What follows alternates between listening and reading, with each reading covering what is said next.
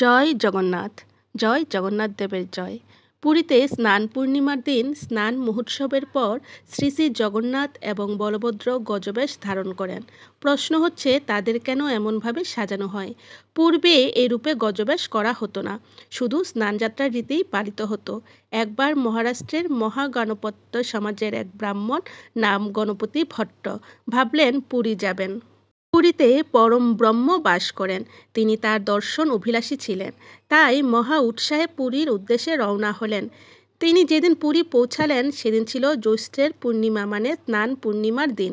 তখন সবে স্নান উৎসব শেষে জগন্নাথ দেবকে বড় শৃঙ্গার বেশে বেদিতে তোলা হয়েছে শেষবারের মতো দর্শনের জন্য, কেননা আগামী 15 দিন জগন্নাথ দেব দর্শন দিবেন না। গণপতি ভট্ট খুব আগ্রহ নিয়ে শ্রী বিগ্রহ দর্শনে গেলেন। কিন্তু এ কি হায়, এখানে গণেশজি কোথায়? তিনি তার প্রাণনাথের দর্শন পেলেন কই? গানপত্যা গণপতি ভট্ট পার্বতী নন্দন গণেশকে ব্রহ্মের সাকার গান করতেন। তিনি গণেশ দর্শন করতে না পেরে খুব দুঃখ পেলেন, তাই ভগ্নমনে ফিরে যাবার সিদ্ধান্ত নিলেন। গণপতি ভট্টকে এভাবে দুঃখী দেখে স্বয়ং জগতের নাথেরও খুব কষ্ট হলো। যার বিরাট বিগ্রহে সকল সৃষ্টি, ত্রিলোক এবং সমগ্র দেবকুল বিদ্যমান, তার মধ্যে গজাননের দর্শন লাভ না করতে পেরে কেউ এভাবে ফিরে যাবে তা কী করে হয়? গণপতি ভট্ট পথ চলছিলেন আর মনে মনে ভাবছিলেন যে তিনি বৃথাই এখানে এলেন। জগন্নাথ যে মোটেই পরম ব্রহ্ম নন, নইলে যে তিনি ওখানে দেবেন্দ্র মৌলি মন্দার গজানন হেরম্বর দর্শন পেতেন। নমস্তে পরমং ব্রহ্ম সর্বশক্তি মতে নমঃ নিরাকারোপি সাকারো স্বেচ্ছারূপং নমো নমঃ।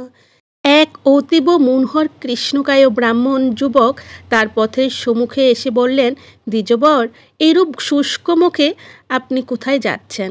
এখানে এলে যে প্রভু জগন্নাথকে দেখলেই মন প্রফুল্ল হয়ে যায়, আর সেখানে আপনাকে দেখে খুব দুঃখী বলে মনে হচ্ছে। আপনার এরূপ ভাবের কারণ আমি জানতে পারি কি?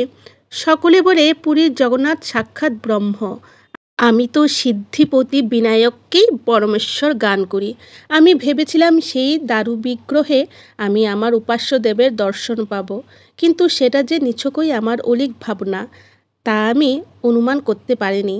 এবার সেই যুবক বললে, পূজনীয়, আপনি মোটেই ভুল চিন্তা করেননি।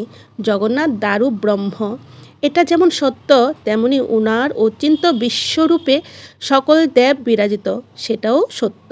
আপনাকে আমার মুখের কথায় বিশ্বাস করতে হবে না, আপনি চলুন, নিজেই দেখবেন কী রূপে সহাস্যের রত্ন বেদিতে বসে আছেন আপনার উপাস্য পার্বতী নন্দন। এই বলে সেই যুবক জানি কোথায় চলে গেল। গণপতি তার কথায় কেমন যেন আচ্ছন্ন হয়েছিলেন, তিনি ওই দিকে খেয়াল করেননি। দ্রুতপদে আনন্দবাজারের দিকে গেলেন। আনন্দবাজার, যেখানে জগন্নাথের স্নানবেদী স্থাপন করা হয়। এবার তিনি খুব বিস্মিত হয়ে গেলেন। তিনি এবার হস্তিমুখ জগন্নাথকে দর্শন করলেন। পূর্বে যে দারু বিগ্রহ তিনি দেখেছিলেন, সেই বিগ্রহতেই তিনি এখন সুর আর লম্বা কর্ণ দেখতে পাচ্ছেন। এ কি আশ্চর্য! তিনি নতমুখে করজোড়ে প্রণাম করলেন। প্রভু, আমার ভুল হয়ে গেছে, আপনি আমায় ক্ষমা করুন। আপনাতেই সকল বিশ্ব চরাচর বিদ্যমান, যা আমি অনুধাবন করতে পারিনি। আপনি জগতের নাথ জগন্নাথ, আবার গজানন গণেশ। আমি আপনার এই অদ্ভুত দর্শনে সত্যি কৃতার্থ। আপনি সত্যি দয়াময়। আমার মতো নির্ভূত নরাধমকেও আপনি দর্শন দিচ্ছেন। আপনি ধন্য প্রভু, আপনি ধন্য।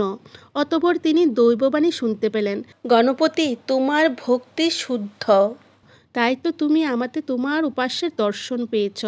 তোমার ভক্তি আর অবিচল আস্থা যুগ যুগ ধরে স্মরিত হবে।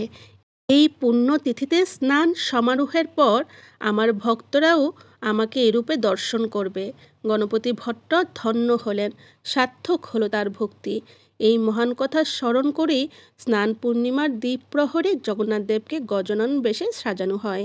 জয় জগন্নাথ, জয় বলরাম, জয় সুভদ্রা। জয় জগন্নাথ দেবের জয়।